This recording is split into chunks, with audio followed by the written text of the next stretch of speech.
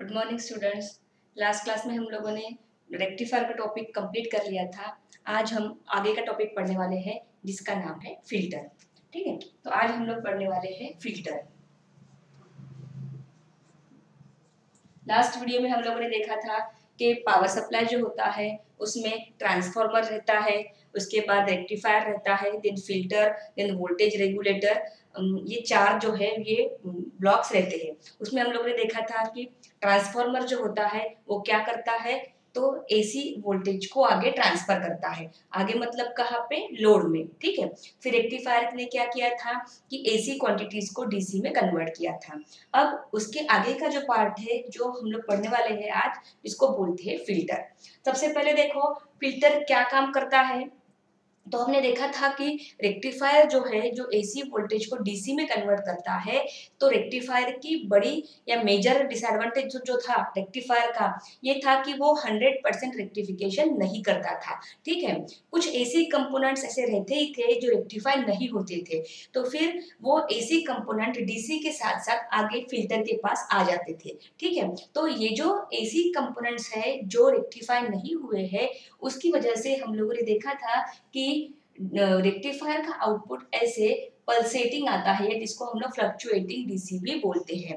ठीक है, इस टाइप में आता था, तो जो कि डिजायर आउटपुट नहीं है। ठीक है, तो हमको ये जो फ्लक्चुएशंस है जो डीसी के साथ साथ एसी कंपोनेंट आ गए थे, उसको रिमूव करने के लिए, उसको ब्लॉक करने के लिए या उसको निकालने के लिए यहाँ पे हम लोग क्या यूज करते हैं, फिल्टर यूज करते हैं। ठीक है, तो फिल्टर का यूज हमको पता चल गया। देखो फिल्टर जो होता है, हमने ये भी देखा था कि फिल्टर जो है वो बनाना अगर है तो हम 3 टाइप से बना सकते हैं, सॉरी 4 टाइप से बना सकते हैं। फिल्टर के लिए कैपेसिटर हम लोग यूज कर सकते हैं, नहीं तो हम लोग इंडक्टर यूज कर सकते हैं। ठीक है, हमने देखा था लास्ट क्लास में। या फिर हम लोग कैपेसिटर और इंडक्टर का कॉम्बिनेशन, कैपेसिटर और इंडक्टर का कॉम्बिनेशन, नहीं तो रेजिस्टर और कैपेसिटर का जो है ये कॉम्बिनेशन हम लोग यूज कर सकते हैं। ठीक है, ये हम लोगों ने लास्ट क्लास में पढ़ा था कि अगर हम कैपेसिटर यूज करते हैं तो हम उसको बोलते हैं कैपेसिटर फिल्टर। ठीक है, और अगर हम इंडक्टर यूज करते हैं तो हम क्या बोलते हैं, इंडक्टर फिल्टर। और दोनों का मिक्स है, दोनों कंबाइन करके यूज कर रहे हैं तो एलसी फिल्टर। और रेजिस्टर और कैपेसिटर हम लोग अगर कंबाइन कर रहे हैं तो आरसी फिल्टर। सिंबल भी देखो हम लोगों ने पढ़े थे, ये कैपेसिटर का, ये होता है इंडक्टर का, ये अगर है तो इंडक्टर प्लस कैपेसिटर का, ये हमने लास्ट क्लास में पढ़ा था। और रेजिस्टर अगर है तो रेजिस्टर और उसके साथ में कैपेसिटर। ठीक है, ऐसे सिंबॉलिकली लास्ट क्लास में हमने देखा था। आज हम लोग इन्हीं फिल्टर्स को डिटेल में पढ़ने वाले हैं। इन्हीं फिल्टर्स को मतलब एक एक फिल्टर हम लोग लेंगे, उसका वर्किंग देखेंगे, उसके अगर कुछ फॉर्मूले है तो वो देखेंगे, और बाद में ये देखेंगे कि how it works, how it filters the AC, how it filters the AC component from DC voltage. ठीक है, तो आज का हमारा फर्स्ट टॉपिक है कैपेसिटर फिल्टर, जो एग्जाम के लिए बहुत इंपॉर्टेंट है, हमेशा 3 मार्क्स के लिए आता है। ठीक है, तो फर्स्ट हम लोग पढ़ने वाले हैं कैपेसिटर फिल्टर। मैं एक साथ 2 लेती हूँ। फर्स्ट जो है वो है कैपेसिटर फिल्टर, और यहाँ पे लेती हूँ दूसरा इंडक्टर फिल्टर। कैपेसिटर फिल्टर और इंडक्टर फिल्टर दोनों अगर हम कंपैरेटिवली पढ़ेंगे तो वो समझने में भी आसान होगा, और तुमको जब आंसर लिखने का काम रहेगा तो तुम लोग इजीली उसको लिख सकोगे। ठीक है, हम लोग पहले डायग्राम ड्रॉ करते हैं। इसको लिखना है इम्पोर्टेंट और 3 मार्क। फिर वो जो है इंडक्टर फिल्टर, वो भी 3 मार्क के लिए इम्पोर्टेंट है। इंडक्टर फिल्टर जो है ये भी इम्पोर्टेंट फॉर 3 मार्क। ठीक है, हम लोग अभी डायग्राम ड्रॉ करेंगे।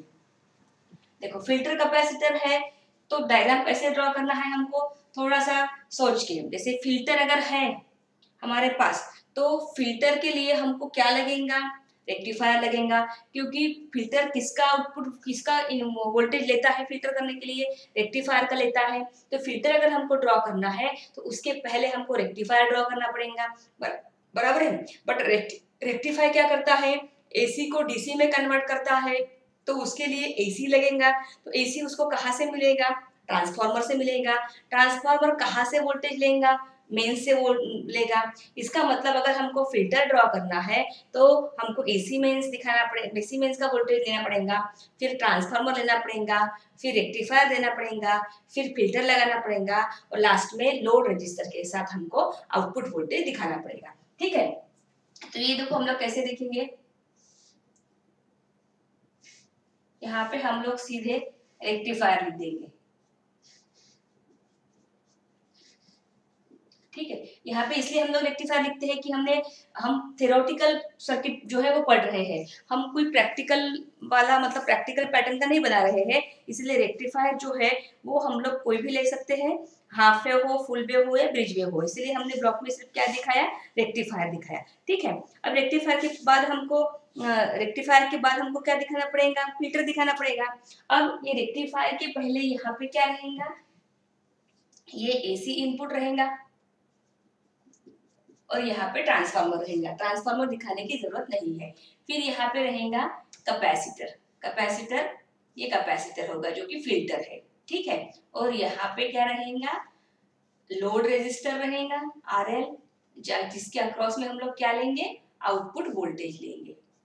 यहाँ पे हो जाएगा V आउट जो कि आउटपुट वोल्टेज है। ठीक है, ये बन गया तुम्हारा कैपेसिटर फिल्टर का डायग्राम। ऐसे ही हमको क्या करना है? इंडक्टर फिल्टर का। अब डायग्राम सेम रहेंगी, बस कैपेसिटर की जगह पे हम लोग क्या लगाएंगे? इंडक्टर लगाएंगे। ठीक है, तो पहले हम लोग क्या बनाएंगे? रेक्टिफायर लगाएंगे, जहां पे यहाँ क्या होगा? एसी इनपुट होगा। फिर अब यहाँ पे देखो इंडक्टर है। ठीक है, इंडक्टर जो है वो हमेशा रेक्टिफायर के सीरीज में लगाया जाता है, इसीलिए ये यहाँ पे लगाया जाएगा। ठीक है, फिर उसके बाद यहाँ पे रहेगा लोड रेजिस्टर और यहाँ पे रहेगा इसके अक्रॉस में output voltage V out plus और माइनस। ठीक है, ये बन गया इंडक्टर का। अब देखो डायग्राम कंपैरेटिवली कैसे स्टडी करेंगे, तो पूरा डायग्राम, दोनों डायग्राम जो है वो सेम ही है। ठीक है, दोनों डायग्राम सेम ही है, बस यहाँ पे कैपेसिटर लगाया गया है, यहाँ पे इंडक्टर लगाया गया है। दोनों में डिफरेंस क्या है? तो capacitor is always connected in parallel with rectifier और inductor is always connected in series with rectifier. ठीक है, अभी दोनों डायग्राम हो गई। अब देखो हम लोग इसको कैसे कंपैरेटिवली पढ़ते हैं। अब जैसे हमने बोला है कि फिल्टर जो होता है, फिल्टर के लिए कैपेसिटर और इंडक्टर और रेजिस्टर, ये कंपोनेंट्स हम लोग यूज करते हैं। फिर उसके बाद ये समझना है कि व्हाई ओनली कैपेसिटर्स, इंडक्टर्स और resistors are used for filtering and not other components. ठीक है, ये तीनों कंपोनेंट्स में ऐसी क्या स्पेशलिटी है जो फिल्टरिंग के लिए यूज होती है। ठीक है, तो इसमें जो है कैपेसिटर हो या इंडक्टर हो, इसमें रिएक्टेंस नाम की प्रॉपर्टी होती है। कौन सी प्रॉपर्टी होती है? रिएक्टेंस, जिसको कैपिटल X से दिखाते हैं। ठीक है, ये रिएक्टेंस क्या होता है? तो रिएक्टेंस मतलब opposition to the current. Reactance क्या होता है? Opposition to the current. अब अपोजिशन टू द करंट हम लोग अगर बोलते हैं तो हमको एक ही पता है कि करंट के फ्लो को अपोज करने वाला जो होता है वो सिर्फ रेजिस्टर होता है। ठीक है, बट जो डीसी कंपोनेंट्स होते हैं, डीसी सर्किट्स में मैक्सिमम टाइम पे रेजिस्टर जो होता है करंट के फ्लो को अपोज करता है। बट करंट के फ्लो को अपोज करने वाला पार्ट जो है वो सिर्फ रेजिस्टर में रहता है, ऐसा नहीं है, कैपेसिटर और इंडक्टर में भी रहता है। ठीक है, अगर हम कोई सर्किट में कैपेसिटर लगाते हैं for the opposition to the flow of current, ठीक है, अगर हम एसी सर्किट में कैपेसिटर लगाते हैं करंट के फ्लो को अपोज करने के लिए, या हम लोग इंडक्टर लगाते हैं करंट के फ्लो को अपोज करने के लिए रादर देन रेजिस्टर को छोड़ के, तो that property is known as reactance. मतलब रिएक्टेंस क्या है? It is nothing but the opposition to the flow of current in AC circuit by capacitor और बाय इंडक्टर। ठीक है, उसको एक्स से दिखाते हैं।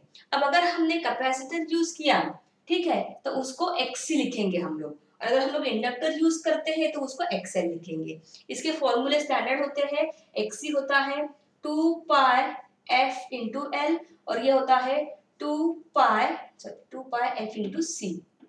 2 पाई एफ इंटू सी होता है 2 पाई F इंटू एल, ये फॉर्मूले होते हैं। ठीक है, तो रिएक्टेंस क्या है?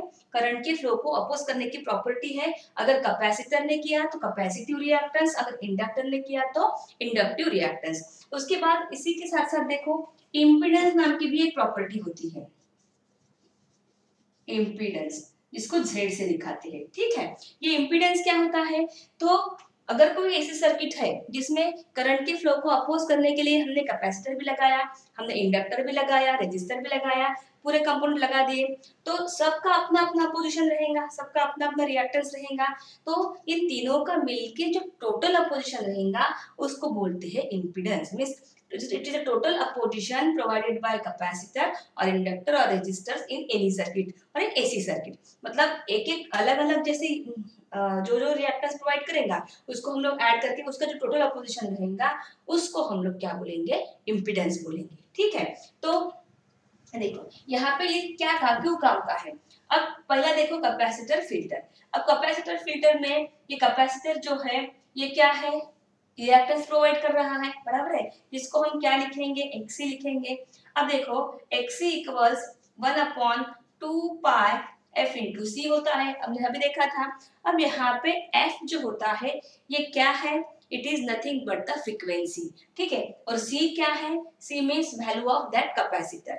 अब फ्रीक्वेंसी अगर हम लोग लेंगे तो ये दो टाइप की हो सकती है, एक हो सकती है AC, एक हो सकती है DC, बराबर है। तो AC अगर रहेंगी तो 50 हर्ट्ज और DC रहेंगी तो 0, बराबर है। अब यहाँ पे अगर AC है, ये फार्मूले में अगर हम AC वैल्यू पुट करते हैं तो हमको कुछ वैल्यू मिलेंगी। AC अगर हम लोग 50 हर्ट्ज डालते हैं, C की वैल्यू डालते हैं, जो भी देख के रहेंगी वो, और कैलकुलेट अगर हम लोग करते हैं तो हमको XC की कुछ वैल्यू मिलेंगी। बट वही अगर हम F इक्वल 0 डालते हैं तो यहाँ पे हमको 1/0 मिलेगा, जो होता है इंफिनिटी। अब इसका मतलब क्या है? देखो Xc जो है AC के लिए कुछ वैल्यू दे रहा है, बराबर है, मतलब क्या कर रहा है? वो AC को कम दे रहा है और DC को इनफाइनाइट दे रहा है, बराबर है। इसका मतलब क्या हो गया कि AC मतलब Xc मतलब कैपेसिटर के थ्रू इजीली कौन जाएगा? कैपेसिटर के थ्रू इजीली कौन जाएगा? AC जाएगा।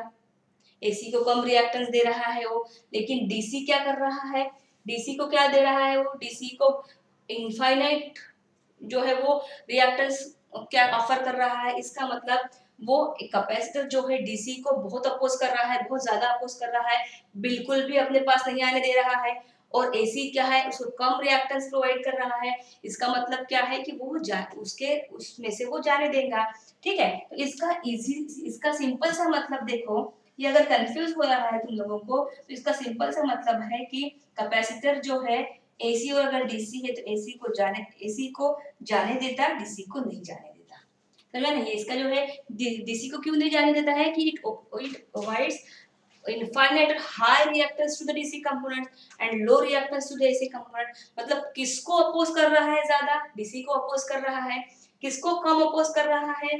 AC को कर रहा है, बराबर है। यही प्रॉपर्टी यहाँ पे काम में आती है। अब कैसे काम में आएगी देखो, यहाँ से AC और ट्रांसफार्मर से इसको रेक्टिफायर को AC वोल्टेज मिलेगा, यहाँ पे वो रेक्टिफाई करेगा, लेकिन हमको पता है कि वो पूरी तरह से जो है कन्वर्ट नहीं करेगा, तो AC प्लस DC रहेगा, कुछ AC कंपोनेंट उसमें आएंगे।